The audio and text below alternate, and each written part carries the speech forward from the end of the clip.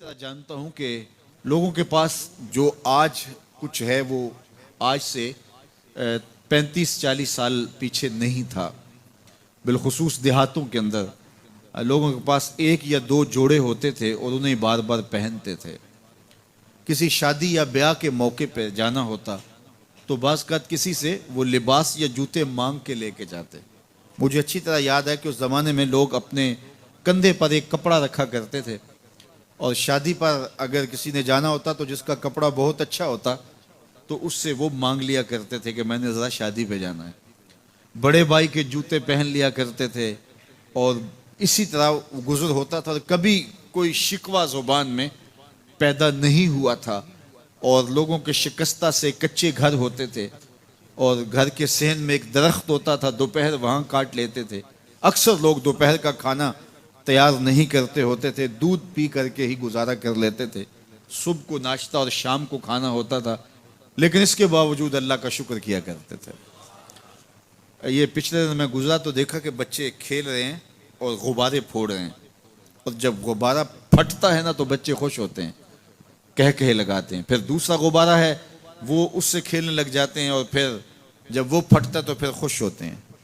تو میں ذرا رک گیا اور اس منظر کو دیکھنے لگا اور پھر میں نے کہا کہ غبارہ پھٹتا ہے تو یہ بچے خوش ہوتے ہیں, لیکن جب ہمارا زمانہ ہوتا تھا, جب ہم بچے تھے تو غبارہ پھٹتا تھا, ہم رونے لگ جاتے تھے کیونکہ کھیل ہی ختم ہو جاتا تھا. ایک ہی غبارہ ہوتا تھا 5-6 بچوں کے پاس, اور غبارہ پھٹ گیا تو کھیل ختم, تو سارے رونے لگ جاتے تھے. اور اب یہ غبارے پہ غبارہ پھوڑ رہے ہیں اور خوش ہو رہے ہیں, تو کہاں سے کہاں ہم آ پہنچے. لیکن اس زمانے میں اگر کسی سے پوچھا جاتا, لوگ پیدل سفر کرتے اور لباس بھی پورے نہ ہوتے, تو جب کسی سے پوچھا جاتا کیا حال ہے تو وہ لمبا ہاتھ کر کہتا اللہ کا شکر ہے.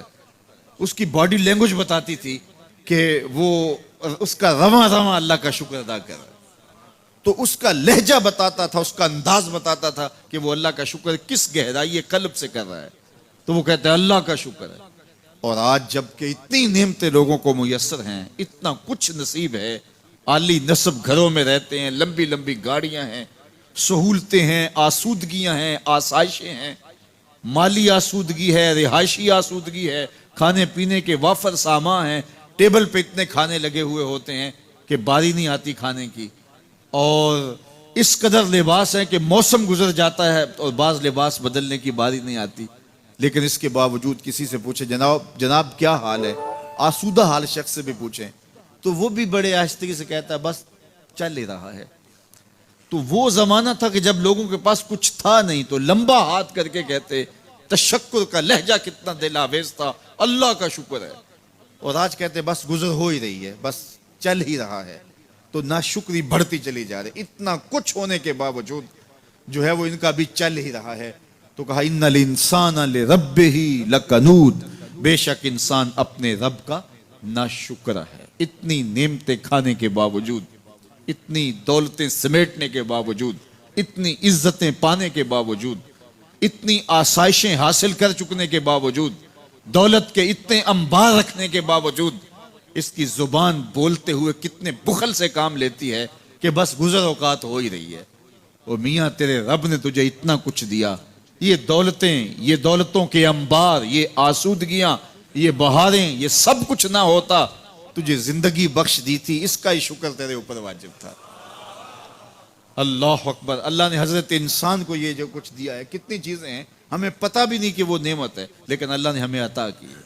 دنیا کا ایک امیر ترین شخص تھا اوناسس, تو اس کے یہ آنکھوں کے جو پپوٹے تھے یہ کام کرنا چھوڑ گئے.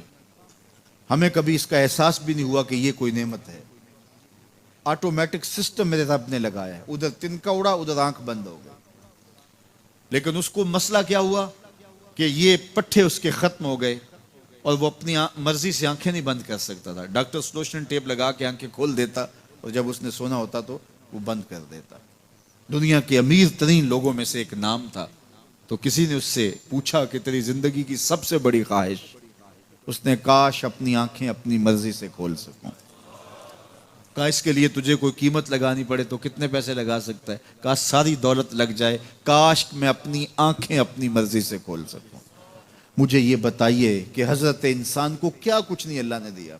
یہ لعاب ہے نا، لعاب ہم روز تھوکتے ہیں، یہ مقدار سے کچھ کم ہو جائے تو بولنے میں دقت، نظام انہضام خراب. یہ جو لعاب ہمارے منہ میں آتا ہے، جو ہم تھوک دیتے ہیں، یہ قدرتی گریس ہے جو بولنے میں مدد دیتی ہے، نظام انہضام کو ٹھیک رکھتی ہے. اور اگر یہ لعاب کم ہو جائے مقدار سے تو نظم خراب ہو جائے. اللہ اکبر. تو ہم نے کبھی سوچا کہ یہ بھی نعمتیں ہیں؟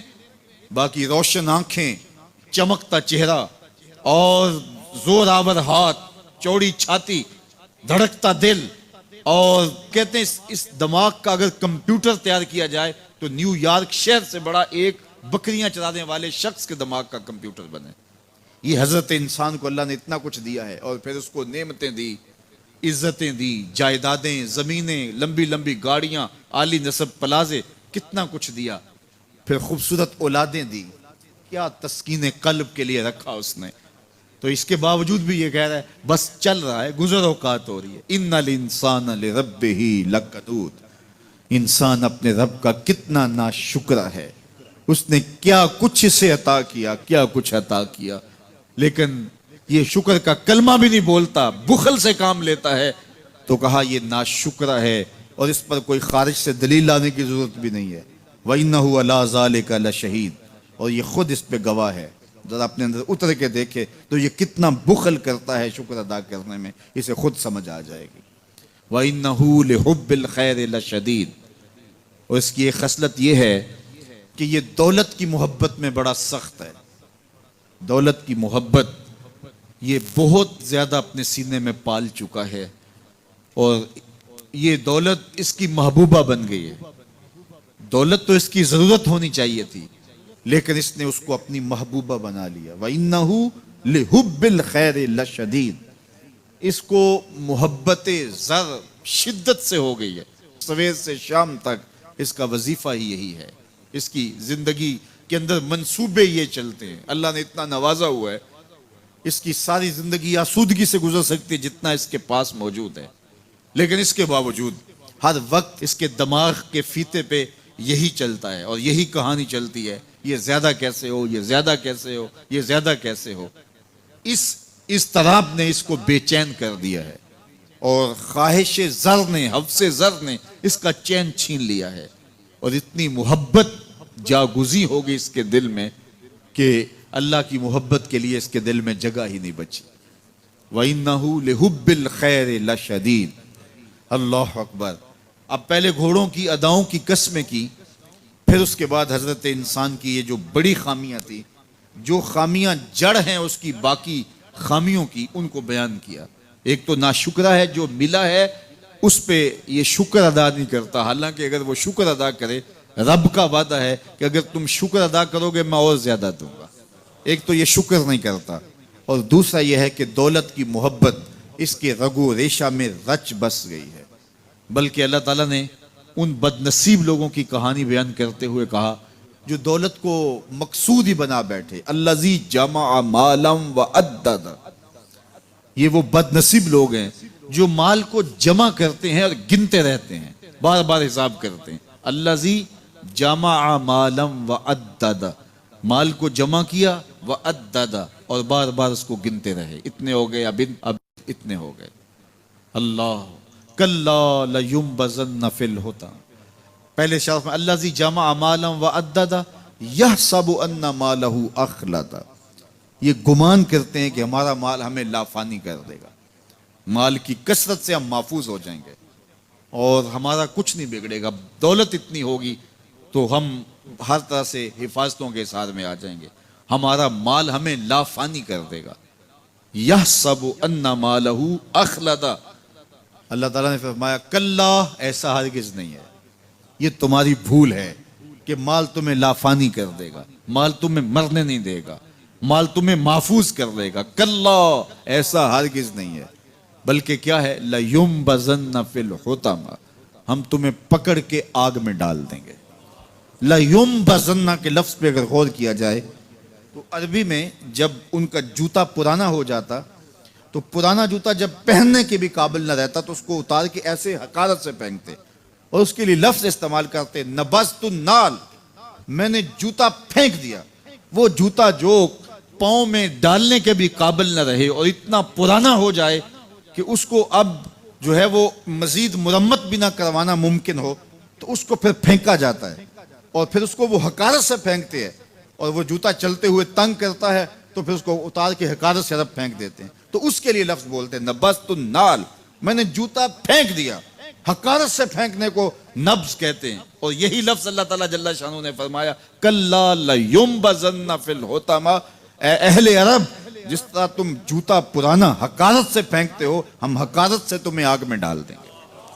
کلا لیمبذن فی الحطمہ، یہ ان مالداروں کی کہانی ہے جنہوں نے مال کو اپنا معبود بنا لیا، مال کو اپنا مقصود بنا لیا.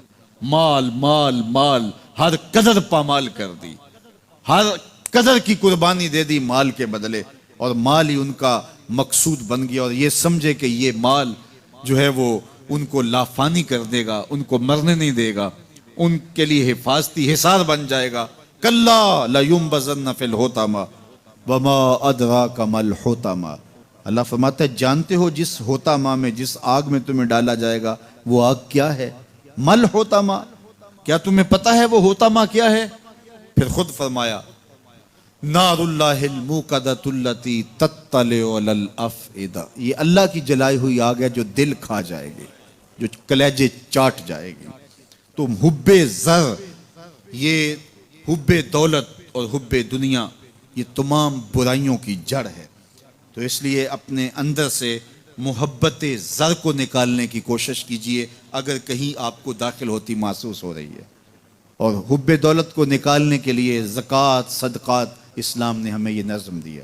اقبال نے کہا تھا حب دولت تلف می سازت زکوٰۃ، زکوٰۃ حب دولت کو زائل کرتی ہے. جب اللہ کی راہ میں لٹاؤ گے تو اس سے کم بھی نہیں ہوگا. میرے حضور نے 3 چیزیں قسم کر کے کہیں. حضرت ابو کبشہ الانماری رضی اللہ تعالیٰ عنہ سے مروی ہے، میرے حضور نے ارشاد فرمایا اگر کوئی شخص کسی کو معاف کر دیتا ہے تو اس کی عزت کم نہیں ہوگی، میں محمد اللہ کی قسم اٹھاتا ہوں. دوسری بات میرے حضور نے فرمائی کہ جو شخص مانگنے لگ جاتا ہے، سوال کا دروازہ کھول لیتا ہے، اللہ اس کے لیے محتاجی کا دروازہ کھول دیتا ہے، اس کی کبھی کمی پوری نہیں ہوتی. اور تیسری بات میرے حضور نے قسم کر کے کہی ما نقص مال عبد من صدقہ، کہا میں اللہ کی قسم اٹھا کے کہتا ہوں کہ صدقے سے مال کم نہیں ہوتا، صدقے سے مال گھٹتا نہیں ہے. تو ایک تو مال بھی نہیں گھٹے گا، یہ ضمانت کس کی ہے؟ میری نہیں ہے، یہ رسول اللہ کی ضمانت ہے. ایک تو مال بھی کم نہیں ہوگا، اور دوسرا یہ ہے کہ حب دولت ختم ہوگی. حب دولت تلف می سازت زکوٰۃ. یہ ماہ سیام آ رہا ہے تو زکوٰۃ سے حب دولت کو کم کیجئے، بلکہ صدقات دیجئے، نفلی صدقات کیجئے، غرباء کی مدد کیجئے، مساکین کی مدد کیجئے، اپنے غریب محتاج رشتہ داروں پہ غور کیجئے، ان کی مدد کیجئے. اپنی ہمسائیگی میں دیکھیے، پردے سے مدد کیجئے، ان کی عزت نفس بھی مجروح نہ ہو. یہ جو نمائش لگا کے 10 اخباروں میں چھپوا کے لوگوں کی مدد کرتے ہیں، اس سے گریز کیجئے. کبھی سوچیں کہ اگر آج کسی کی بیٹی لائن میں کھڑی ہے تو کل اگر یہ مرحلہ میری بیٹی کے لیے آ جائے تو پھر میرا مزاج کیا ہوگا. تو عزت نفس کا خیال رکھیے، لوگوں کی غربت کا تماشا نہ اڑائیے، اور لوگوں کی جو ہے وہ محتاجی کو اپنی تسکین کا ذریعہ نہ بنائیے. یہ تو اللہ نے تمہیں دیا اور انہیں نہیں دیا، اور وہ آزمائش کی گھڑی میں کھڑے ہیں، تم ان کے ساتھ کھڑے ہو جاؤ. تو لوگوں کی مدد کیجئے، دکھیوں کے کام آئیے، مساجد کی جو ہے وہ تعمیر کیجئے، مدارس دینیا کے ساتھ وابستہ رہیے، اور لوگوں کی فلاح کے لیے، بہتری کے لیے کام کیجئے. اللہ نے آپ کو دیا ہے، یہ مال یہاں رہ جانا ہے. میرے حضور نے فرمایا ابن آدم کہتا ہے میرا مال، اس کا مال وہ ہے جو اس نے کھایا یا پہنا اور پرانا کر دیا یا آگے بھیج دیا، باقی اس کا نہیں ہے، وہ وارثوں کا ہے. مرتے ہی ورثہ بن جائے گا، مرتے ہی ترکہ بن جائے گا. کفن بھی میلا نہیں ہونے دیں گے کہ بعض اولادیں تو بانٹ لیتی ہیں. اللہ اکبر. وہ گھر جو ان کے لیے بنایا تھا، ایک رات بھی تجھے اس گھر میں رکھنے کے لیے تیار نہیں ہوں گے. آج تیرا نام چھن گیا. آج کوئی یہ نہیں کہتا کہ پیچھے سے امام گے اور حاضر اس چودھری صاحب کے. حاضر اس میت کے. آج تو ڈیڈ باڈی بن گیا, آج تو میت بن گیا. آج خان صاحب, ملک صاحب, چودھری صاحب, پیر صاحب, مفتی صاحب, تیرے سارے ٹائٹل چھین لیے گئے. آج پیچھے اس امام کے اور دعا واسطے حاضر اس میت کے. آج تو میت بن گیا. آج تیرا لباس بھی پھاڑ کے اتارا ہے. آج تیرے انگوٹھے باندھ دیے گئے ہیں, ناک میں روئی ٹھونس دی گئی ہے.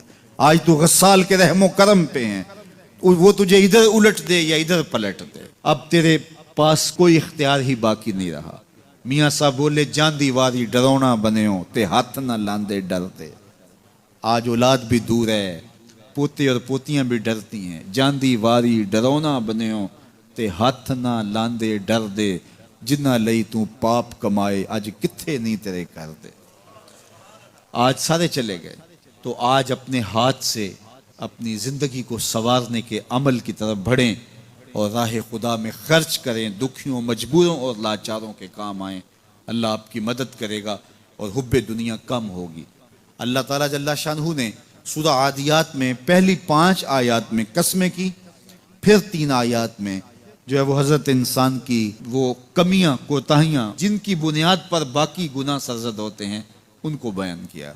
اور اس کے بعد پھر علاج بھی قرآن نے بتایا, اور کس قدر اس کو چوٹ لگائی. افلا یعلم اذا بعثر ما فی القبور وحصل ما فی الصدور ان ربهم بهم یومئذ لخبیر. افلا یعلم اذا بعثر ما فی القبور. اے اکڑ کے چلنے والے, اے ناشکر انسان, اے دولت کے پجاری, وہ وقت یاد کر جب تو قبر سے اٹھایا جائے گا. اس وقت کفن بھی چھین لیا جائے گا. اب سب کو چھین لیا گیا, دولت, بینک بیلنس, تیری جائیدادیں, پلازے, گاڑیاں, گھر, کوٹھیاں, بنگلے, سب کچھ یہیں رہ گیا. صرف ایک چادر کفن کی لے کے جا رہا ہے. لیکن جب قبر سے اٹھایا جائے گا یہ کفن کی چادر بھی رہ جائے گی.